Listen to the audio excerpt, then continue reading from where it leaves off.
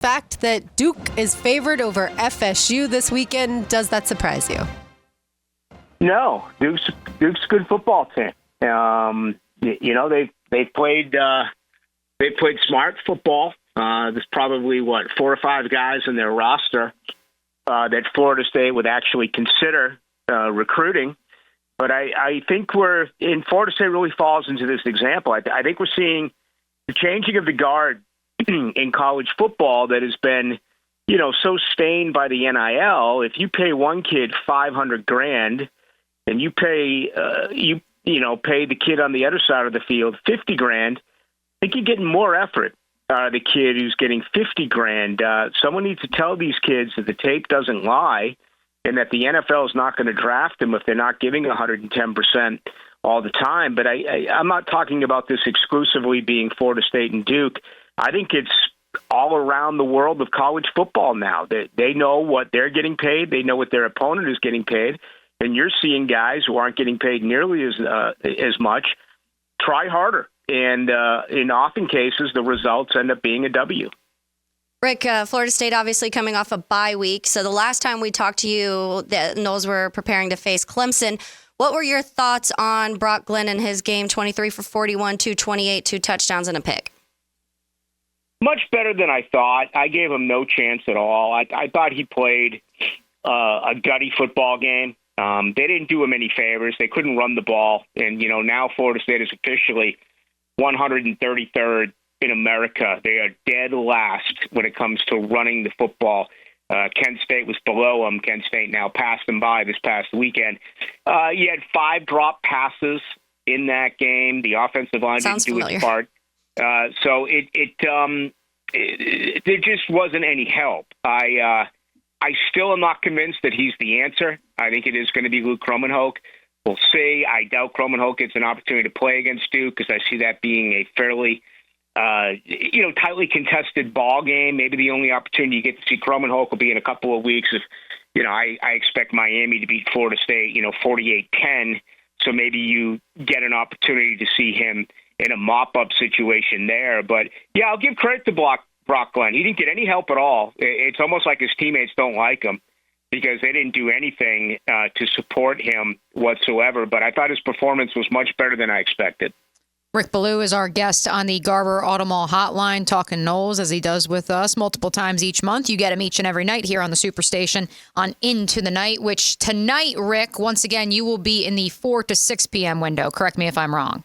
Yes, today, tomorrow, and Friday, Thursday night back 6 to 8. 4 to 6 window for Rick, a Friday night window for the Florida State Seminoles. I'm curious your thoughts, Rick, because Florida State not only coming off of a bye, the Friday night game, travel time, weird things have happened from what we have seen so far through 7 weeks of the college football season with these Friday night Power 4 games. Do you expect something wonky in Durham on Friday? Yeah, I expect Duke to win for the first time ever. Florida State has never lost to Duke in football. And, it's an amazing statistic. It's 22-0. You would think that would mean something to these kids, but it doesn't. And it's very discouraging. Today's kids, and this is especially true at Florida State, they play from themselves. They don't play for their founding fathers. They don't play for their teammates. So I expect a 22-0 rout, historically speaking, in the Atlantic Coast Conference, dominated by Florida State over Duke. I expect that to come to an end. I think the Blue Devils win the football game. You heard it here first. That is Rick Ballou saying he expects Duke to win. Duke also coming off of a bye week. Their quarterback, Malik Murphy, transferred from Texas. Have you done any scouting on him yet, Rick? Not an awful lot. Talking about him with a buddy. I don't know who it was. It was either yesterday or Sunday. We were talking a lot about him. I'm not going to lie to you ladies. I don't watch a lot of Duke football. If we were talking Duke basketball, then that would be a different story. But, I mean, come on. This is freaking Duke we're talking about, and they're going to beat Florida State. So, no, I've kind of lessened. I've kind of cheated. I mean, the way I look at it is if Florida State puts out that half-ass effort every week, then my days of studying opponents like Duke and Memphis, I've just kind of let that go by the wayside, the way that Mike Norvell's allowed his program to go wayside. I hear you. Watch out, by the way, for Star Thomas, the running back.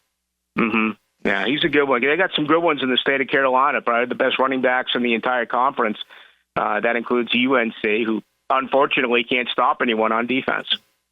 Rick, one of the things that we've kind of talked about the last few times we've had you is it going beyond the players on the field and Mike Norvell and what they do beyond just the actual product on the field and the culture that is kind of going on at Florida State right now. And when you talk about Manny Diaz, who this first-year head coach, both teams coming off of byes, the difference is that Duke has had this kind of this foreseeable, easier schedule, but have taken advantage of that easier schedule, and Florida State's kind of been the opposite.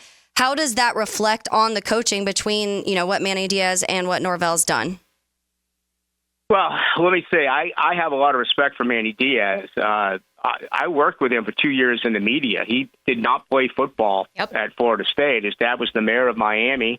He was actually in the media for a couple of years. He Production was a assistant brother at ESPN once upon a time up in Bristol.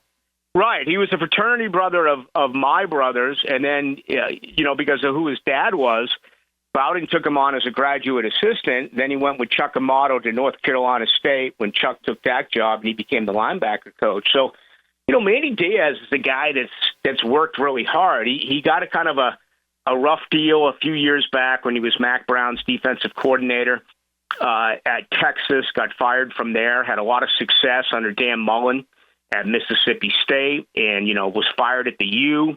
Then went to Penn State as a defensive coordinator.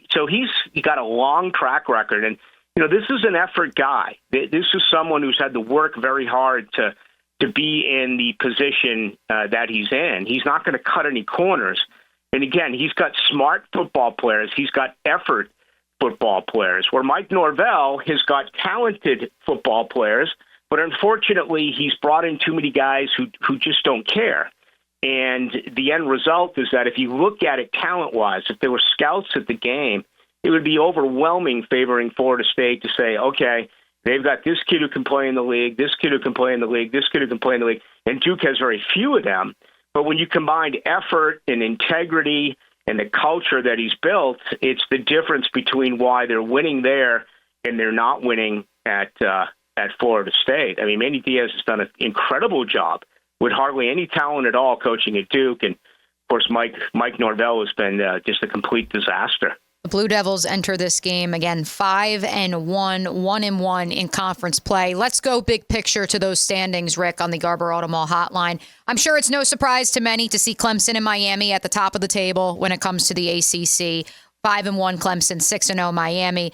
What is more surprising to you?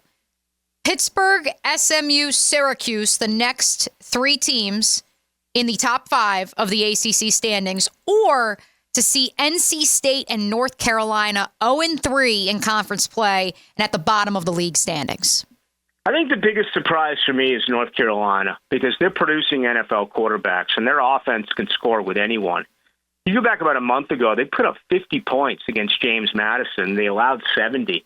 He's tried so many different things there with different coordinators, including Gene Chizik. And I think you got to begin to ask yourself, as the game passed by Mac Brown a little bit, today's kids, it doesn't matter that Mac Brown is one of only 3 current coaches in college football who's won a national title.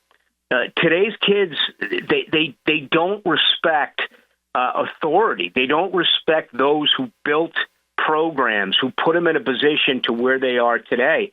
It means absolutely nothing to them. And, Mac kind of popped off this year in the football meetings in Charlotte, talking about, how coaches had commented that he didn't have it anymore and how 5 of those coaches have now gotten fired.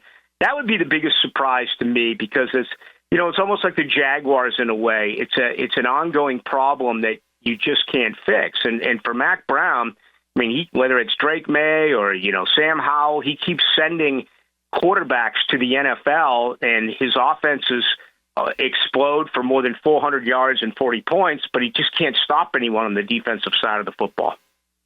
All right, Rick. Well, we appreciate it. I know you enjoy talking Florida State football and Jaguars football these days.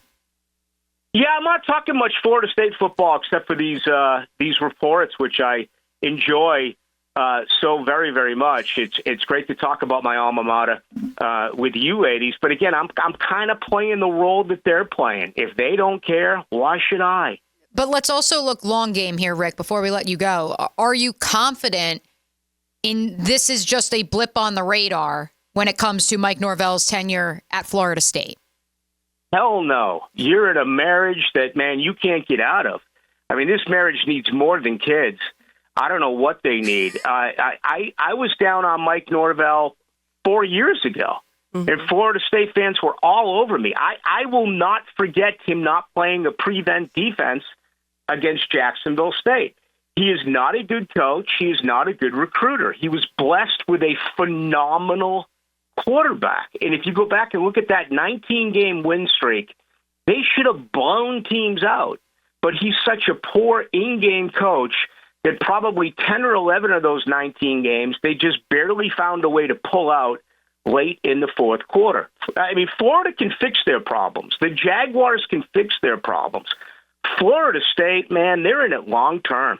They owe $65 million to a guy who I think is an awful coach, and that's a big problem for Florida State. Hey guys, Taylor Dahl here. Thanks so much for checking out 1010XL Seminoles page. If you're looking for more college football content, you can head over to the Gators page, or if you want some professional football content, check out our 1010XL Jaguars page.